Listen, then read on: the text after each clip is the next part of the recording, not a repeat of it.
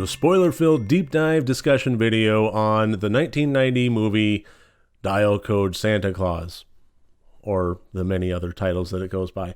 If you're wondering what I generally thought of this movie, I suggest that you watch my video with my spoiler-free review of it. I don't want to just completely just make redundant content, but suffice it to say, I enjoyed the hell out of it. I thought it was a great entry in the Christmas horror archives, and I'm so grateful to Shudder for finally releasing it. Having it restored and releasing it is just seeing that it popped up on my queue and popped up in my Shudder feed for when I started watching films yesterday. It was just an absolute treat to see that present under my tree. I was not expecting it, and I'm very happy that it did. I love this movie to pieces. But to get into the deep dive, what I really kind of want to discuss on a spoilery level is both the nature of what the conflict with Thomas and the nature of the motives of Santa Claus. And I'll kind of do the latter first. One thing I liked about this film is that it really blurred the lines on the motives of the home invader. I really got the impression that maybe this is not necessarily somebody that's out for blood. I mean, it kind of bounces from one foot to the other. There's a lot of evidence to support he just wants to kill everything. But there's a lot of other evidence that supports him just wanting to play and having very, let's just go ahead and say awkward social cues about that.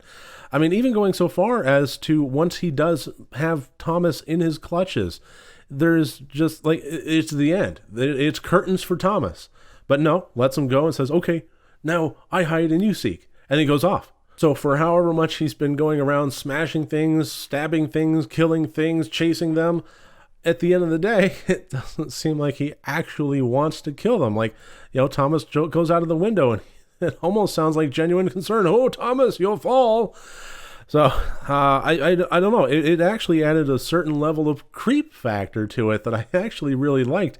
It could be one thing to have just completely silent, menacing, kill everything with a vengeance kind of thing. I mean, it could work, but to actually have somebody that you just don't know mentally where they're coming from, and that level of instability really made for a frightening watch. And I really thought that Patrick Florsheim pulled it off very well. He really managed to, like I said, they hop from one foot to the other as far as how they wrote the character, but he also did on how he performed the character. I really like that.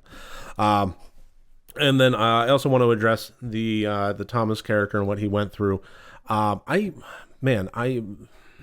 This movie broke my heart. It really did. Not as much as like Train to Busan, but even so, just watching this kid go through what he does on the night of Christmas Eve was absolutely heart-wrenching. Watching him having to point a gun at Santa Claus. For all intents and purposes, he does not think of this as a home invader. He thinks of it as Santa Claus. And, everybody told him, it's like, oh, if you try to stay up and watch Santa, he's going to turn into a troll. For all he thinks, this is Santa turned into a troll. And that last line, I was just, oh, shit. When he basically blamed himself at the end, this is my fault, I stayed up and tried to watch him. It really hammered home the emotional roller coaster that he had been going through. And I loved it. I mean, I thought it was terrible, but I loved how terrible it was. I mean, it's kind of the horror fan in me, we just kind of love the terrible and the macabre as long as it's well done. And I thought this one was really well done. Watching his face as he's pointing the fucking gun at the guy, doing everything in his power to possibly protect himself and his grandfather, while at the same time, the last thing in the world that he wants to do is shoot Santa Claus, especially with the mindset that he believes this is all his fault. It's just a hell of a thing to put a kid through.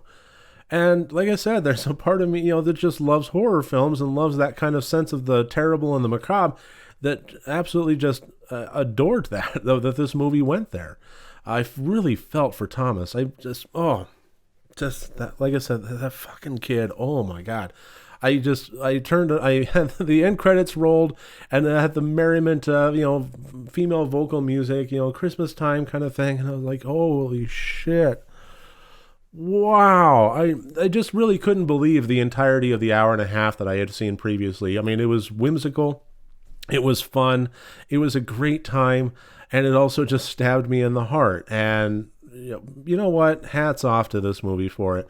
So at this point, what I'd like to do is solicit your feedback. I would like to hear from you. If you've seen this movie, I would really, really love to hear your take on it. If you didn't like it as much as I did, I'd love to hear why. I'd love to have a conversation about it. So I really encourage leaving comments below.